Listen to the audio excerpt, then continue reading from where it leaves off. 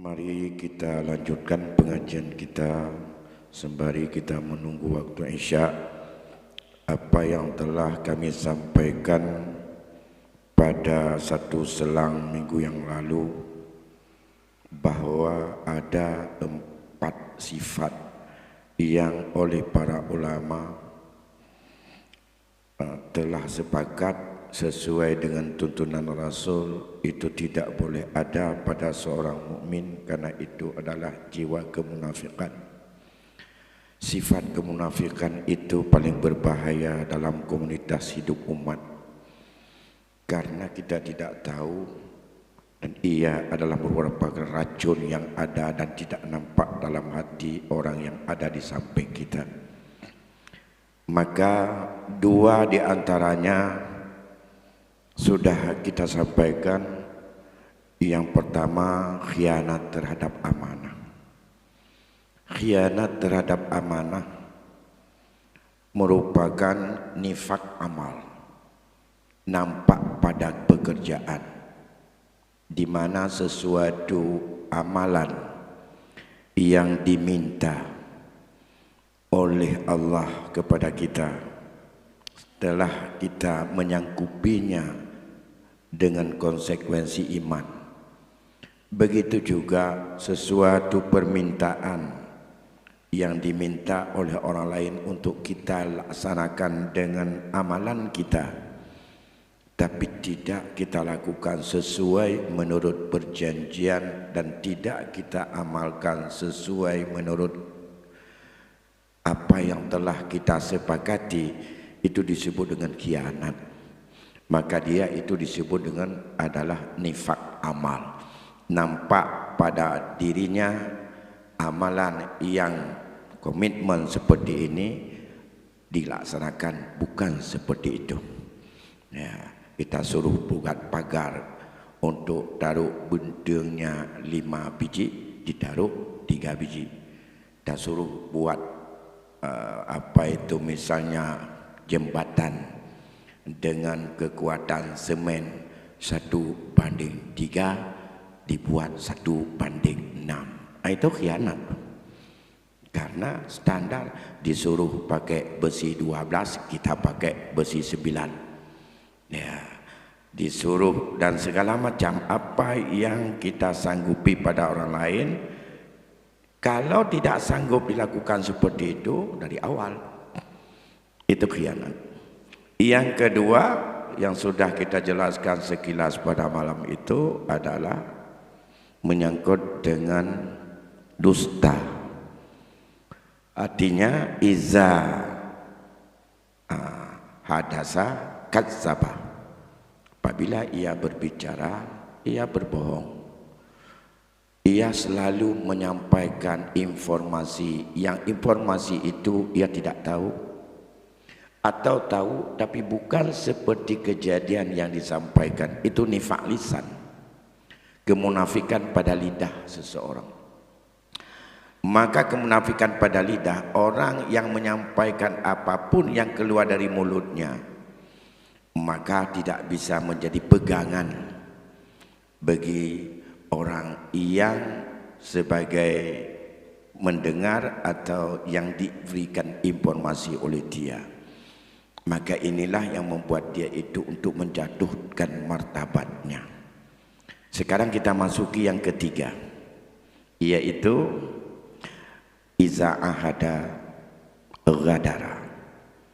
Apabila ia berjanji, ia rusak janjinya, sehingga khalful ahdi, naqdul ahdi wal ghadru babun min abwabil akzab. Merusakkan daripada sebuah janji dan juga tidak menjalankan sesuai apa yang dia berjanji, dan ia tidak pernah untuk mau dan untuk menyelesaikan perjanjiannya, merupakan bagian daripada dusta, merupakan daripada kebohongan. Namun andai kata janji ini ketidaktepatan dan tak sanggup dijalankan, bisa saja sudah tidak pernah ada keinginan untuk menjalankan saat berjanji.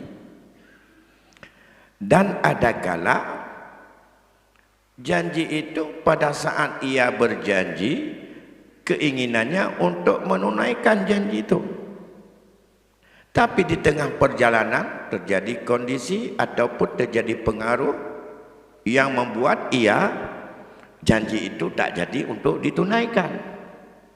Atau janji tersebut karena sifatnya adalah sebuah janji yang akan ditunaikan itu belum ada kemampuan, dan kemampuannya belum tentu itu stabil sebagai sifat manusia yang berubah.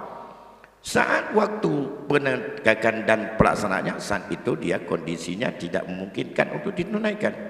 Tiga kemungkinan. Ada tiga kemungkinan. Misalnya saja, kalau hutang berhutang misalnya, saya minta bantu sama Bapak Nasir, tolong bantu saya berhutang 1 juta. Untuk penting sekali saya mau untuk menutup lampu atau listrik. Saat saya berjanji itu, hati saya mengatakan, saya betul-betul ini 1 bulan nanti akan saya tunaikan. InsyaAllah 1 bulan nanti saya udah cair uang apa itu, atau uang ya macam-macam uang sekarang. Atau dalam perhitungan udah panen durian. Mungkin nanti dalam harga durian biasanya ada sedikit. Itu sudah satu hati saya. Saat saya ucapkan, ini bukan yang saya ngomong, apakah saya ngomong atau tidak, itu hati. Maka kemunafikan ada pada saya. Atau saat saya katakan 1 bulan, memang tidak pernah saya perkirakan 1 bulan nanti saya punya kemampuan untuk membayarnya. Jangan fikir, yang penting tak pegah je 3 bulan, apakah kerja? Jangan kerja. Nah, itu kan 2 kemungkinan. Watatalakiannya bermacam alasan supaya dia cepat dan mau yakin untuk diberi. Tapi dalam hati saya ada nak pempian apa ada mata pegahnya pura dengan ngat lemu hati bejuk dengan bejuk. 2, ada yang kadang-kadang komitmen yang pertama tadi bulan depan saya bayar, di tengah jalan kebetulan 2, 3 atau 1 minggu menjelang waktu untuk saya harus tunaikan, uang ada Baudrian nah, tapi anak Muhammad anak yung tak mau lo kai turun ba tutu cuna itu je. Nah lo anak urang. Nak kira pangaira ino tak kala na.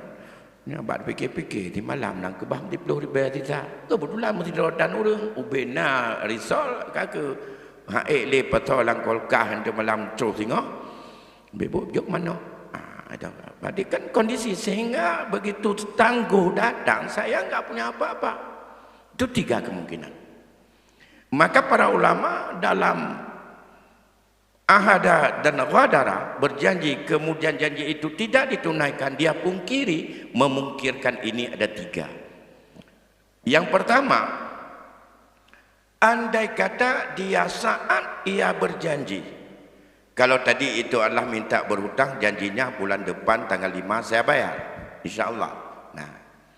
Tapi saat saya berjanji itu tak pernah terfikir dalam hati sudah ada rencana untuk tidak bayar waktu tanggal 5. Bahkan tidak ada jangka waktu kapan bayar. Itu nifaq iman. Nah, ini dosa besar. Sepakat para ulama itu dosa besar. Karena dia dalam hatinya sudah ada kemunafikan saat ia melakukan perjanjian.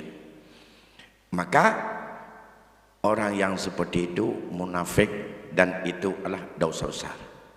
Nah, bahkan ada yang berpendapat itu adalah kembali kepada syirik dan ia bagian yang merusak iman. Ya, karena itu persis seperti apa yang dilakukan oleh orang-orang saat awal-awal Islam yang berjanji kepada Rasul, niatnya hanya ingin untuk mencari muka saja, ingin hanya untuk ya cari perhatian kepada Rasul, dan padahal mereka strategi yang mereka lakukan untuk kepentingan daripada kroni mereka sendiri, pada Abu Jahal, Abu Lahab, seperti Abu jangan dulu. Nah, itu sama seperti itu. Kalau maka dalam ayat Allah sinyalin, idza khalau ila syayatinihim qalu inna ma'akum innama nahnu mustahzi'un. Ya, apabila mereka pulang kepada pimpinan mereka, itu hanya sekedar untuk menipu mereka. Innama nahnu mustahzi'un. Kita hanya itu untuk memperolok-olokkan mereka, mempermainkan mereka. Nah, ini bahaya. Ini yang kedua. Nah, yang kedua, bila ya, di tengah jalan ada halangan sehingga membuat kondisi rencana bayar 1 juta itu datang kebutuhan lain atau belum menemukan uang, mencari ke sana kemari tanpa duduk di na baudrin item lagut kana tabu na pula hana jige peng je batara hutang bak pulen pihanai bayar segala macam, sehingga sudah berusaha tak sampai, begitu dapat tangguh untuk bayar tidak sanggup. Itu juga mungkir janji, mungkir seperti itu tidak berdosa, itu karena berhalangan. Yang tahu siapa? Hati dia sendiri, orang yang melakukan. Tapi kalau iza takarrara, apabila hal itu sudah berulang-ulang, janji tak pernah kematangan untuk prediksi, inilah baru disebut kemunafikan. Kalau sigo lagi itu belum dihukum, orang itu adalah bersifat munafik. Ya. Tapi kalau di pertengahan jalan datang orang lain, apa kamu bayar itu 1 juta, cukup banyak duitnya, jangan dong terkah kriat ganyan, manakah pengut lagi jangan baik bayu ada nampem baik bayu. Itu dosa besar. Itu juga nifak, dan nifak itu nifak amal. Nifak amal itu tidak berefek kepada tauhid, tetapi harus taubat kepada Allah. Ini berkaitan dengan masalah idza khalafa wa khalafal wa'du, artinya mengingkari sebuah janji, idza ahada ghadara. Nah, ini yang ketiga. Ada satu lagi sifat yang keempat, yaitu idza khasama fajara. Apabila mereka berperkara, apabila mereka bertengkar, apabila mereka saling untuk mengadu informasi, apabila mereka saling untuk berikhtilaf, mereka selalu mencari-cari cara untuk membuat orang lain itu kalah dengan melakukan fajara, melakukan fujur, melakukan tipu daya, melakukan bermacam-macam penipuan agar menang, walaupun ia di pihak yang salah, hendaklah menang harus di pihaknya. Yang disebut dengan khasama dan fajara dalam hadis, iza khasama fajara, yang dimaksudkan itu adalah seseorang di dalam berdialog, seseorang dalam berdakwah, seseorang dalam bermukhalatah dan juga dalam berdiskusi, la yaqufu indal haq, tak mau berhenti, tak mau mengakui saat ada sesuatu alat bukti dan itu adalah kebenaran. Anda temdong begitu disampaikan, taruhlah dalam masalah khilafiyah, kalau masalah ibadah atau masalah muamalah, orang mengatakan ini adalah hak saya, begini alasannya, ini buktinya. Dia jujur mengetahui memang itu nampaknya memang betul milik dia. Tapi dia enggak mau berhenti di situ.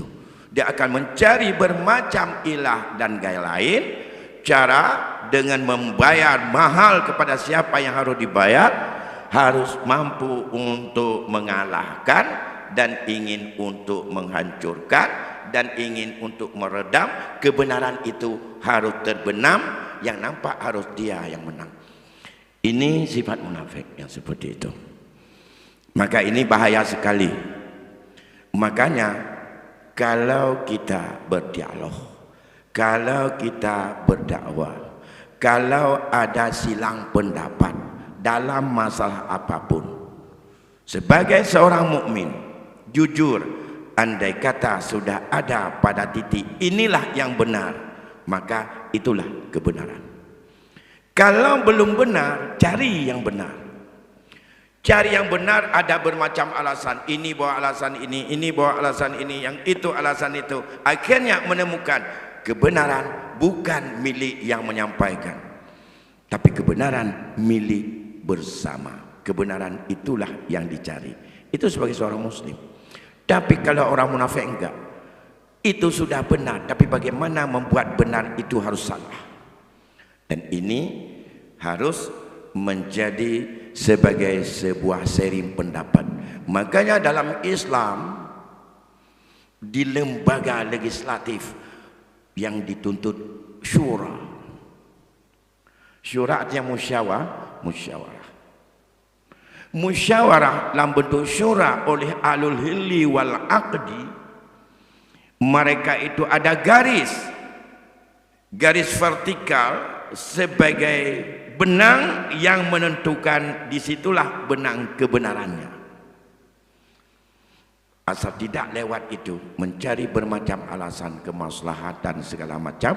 Kalau itu ditemukan dengan bermacam, karena setiap sesuatu yang akan menjadi sebagai ajang pemikiran, ajang dialog, ajang untuk berdiskusi, itu yang dicari adalah manutun, berkaitan dengan bil maslahah, selalu tertuju untuk kemaslahatan, dan itulah yang ingin dicari.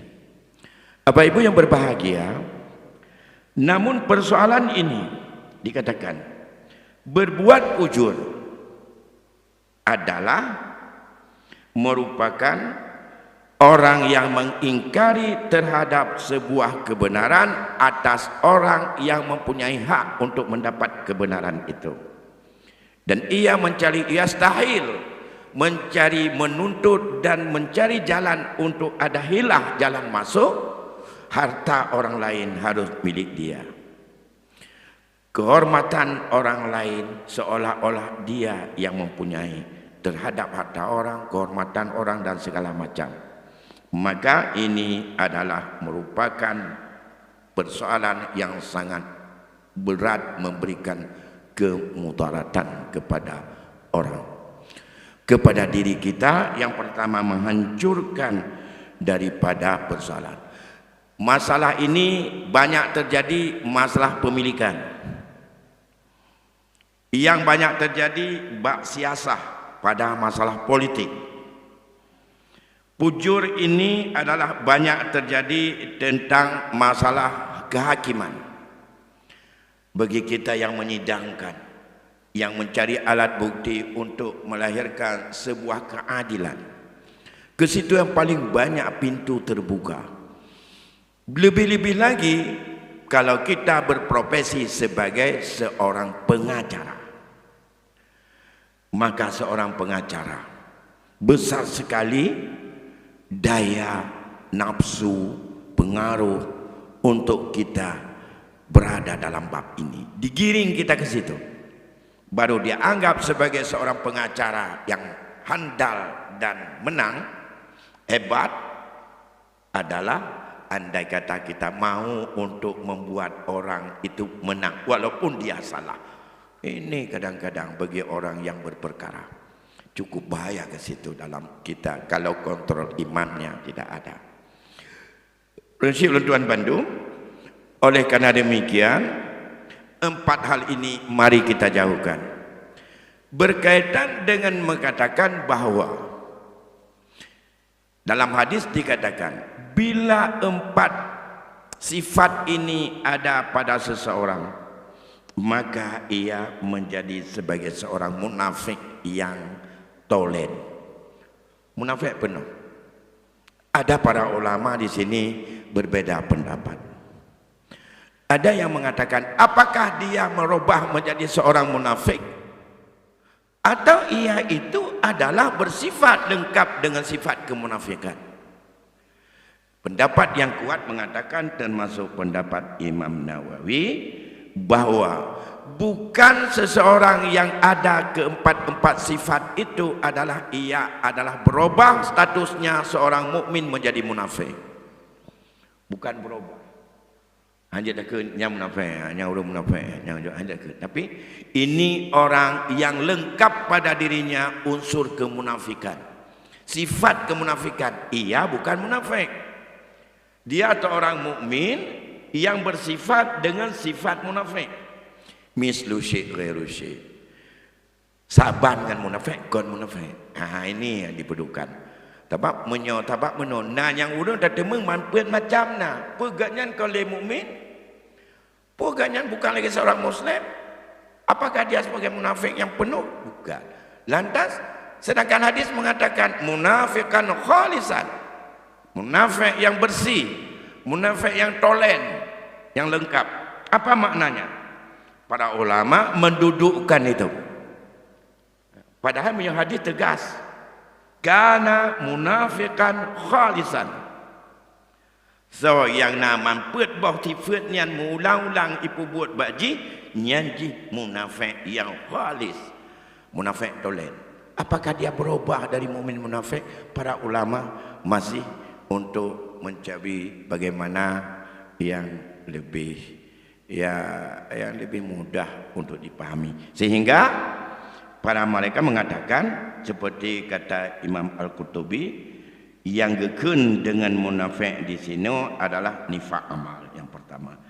Getemeng hino juga bahawa gekun dengan munafikan khalisan dijawab oleh para ulama yang masih membela.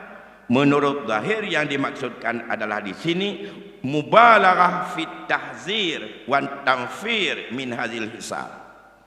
Lebih ditekankan agar orang mau lari daripada sifat itu, agar orang mau untuk sangat berhati-hati dan takut dengan sifat yang demikian berlebihan, mubalaghah, berat dan getekan hingga tanpa gekun munafikan khalisan. Dapat punya munafikan khalisan asli munafik mubah tak, tapi ganya macam muslim tak meninggal udah lagi nyam penuh dia temayang. Mesti kam ningai mentong juta kami ujaran mentong juta sama dia ganyan kon muhana mubah munafik. Cuma ciri-ciri bab munafik nyan ke kanamnya bab munafik ada 3 hal. Inilah yang dikuatkan dalam hadis yang lain yang banyak kita hafal. Ayatul munafiqi salasun idza hadasa kadzaba wa idza wa'ada akhlafa wa idza dumina khana. Inilah kesimpulannya apa? Pada diri seseorang itu lengkap kebohongan dari semua sisi. Yang pertama, idza hadasa kadzaba, kalau bicara dia bohong, ini munafik lidah, ucapan dia tak bisa dipercaya. Yang kedua, idza wa'ada akhlafa, apabila berjanji dia selalu mungkir, ini munafik hati, tak pernah jujur dan tidak bisa untuk dipercaya. Yang ketiga, idza tumina khana, apabila dipercaya kepadanya dia khianat, itu adalah munafik amal. Pupu yang tak jujur anda pernah selesai, pupu yang tayu baik pegah apa pupu anapah tapi dan itulah yang ketiga-tiga. Hati tidak bisa dipercaya orang, mulut tak bisa dipegang. Yang ketiga, pekerjaannya tak pernah untuk seperti komitmen. Tiga-tiga ini merupakan zahir pada seseorang yang susah dipercaya. Maka kata ulama, pada hakikatnya bahwa mereka itu adalah orang munafik, maitun minal amwat, jenazah yang bertebaran di antara orang hidup. Yang menyokun urung Aceh jamun yang ke bangkit menyawang yang adi bangkit menyawang na urung tapu hanya tak percaya. Tatanya yang berita baganyan hanjut tak percaya. Habah disampaikan ni ganyan hanjut tamang. Walaupun yang nyan 3 betul, yang le berkali-kali adalah yang bohong. Apa ibu bagian demikian barangkali beberapa hal sebelum kita lanjutkan dalam persoalan yang lain. Mari kita di tengah-tengah kehidupan yang penuh dengan tantangan dan godaan, agar kita terhindar daripada 4 sifat itu pada diri kita, pada keluarga kita, pada anak kita, baik dalam kapasitas sebagai kita pemegang mandat dalam kehidupan rumah tangga, maupun kita juga sebagai orang pelaksana dan diberikan amanah daripada kepentingan umat atau juga untuk kepentingan publik. Semoga kita semuanya adalah menjadi hamba yang terlindungi daripada azabnya, dan kita tidak menjadi orang yang hidup ini dengan penuh daripada kebohongan, dan akhirnya menjadilah kita orang yang bangkrut dengan banyak amal yang kita hitung, tapi sisi Allah nanti amal itu semuanya tidak pernah dinikmati dalam kehidupan kita.